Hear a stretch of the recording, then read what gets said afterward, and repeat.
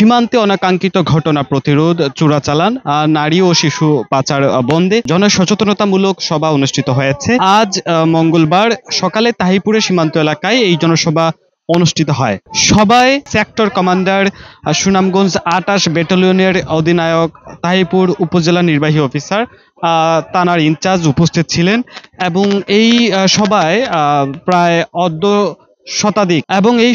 শতাধিক সাধারণ মানুষ, সীমান্ত এলাকাবাসী যারা আছে তারা উপস্থিত ছিলেন। সবাই বক্তারা বলেছেন, সীমান্তে যারা চোরাচালানের সঙ্গে যুক্ত তাদেরকে বিকল্প কর্মসংস্থানের যে উদ্যোগ সেটি বিজিবি নিয়েছে। ইতিমধ্যে তাদের মাঝে ক্যামেরায় ওয়াও, স্টাইল দেখাও, Xenon X21 পারলে ঠেকাও।